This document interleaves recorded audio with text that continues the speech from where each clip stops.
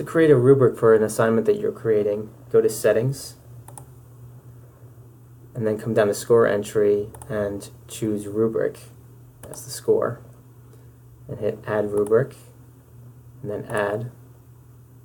And this is where you can create your rubric. The levels are up here, and then your criteria is in this box. So for the levels, you can hit something like 1, you can make them 1 or 2 or 3 and 4, or whatever, however you want to title them.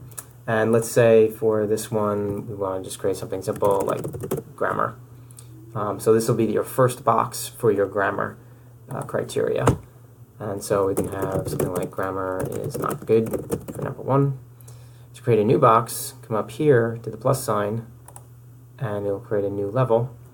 So just do it 2 or something like that. Grammar is okay. Grammar is pretty good. Grammar is excellent. And to create a new criteria, just come down to the plus sign down here, and that'll give you a whole other set of boxes. And let's say we want punctuation for that. You do the same thing for all your 4 boxes here.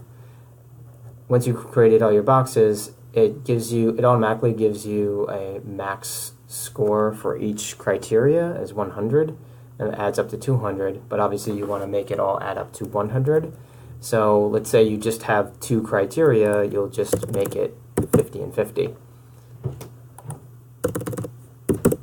And that'll make your total points be 100. When you're finished with it, you can click Save, and then save the entire assignment. And now you can add it to your library if you like, if you want to save the entire rubric that way. If you're spending a half hour creating a whole intricate rubric, you can always have it as a go-to in your library. But when you have created something, it'll look something like this. And for each of your criteria, you can even click on, when you go to grade, you can click on each of the boxes, however well they did, and that will put in the scores for each of the criteria, but also it'll give you a total score up here. And when you hit Submit Score, it'll give you the percentage. And that's it.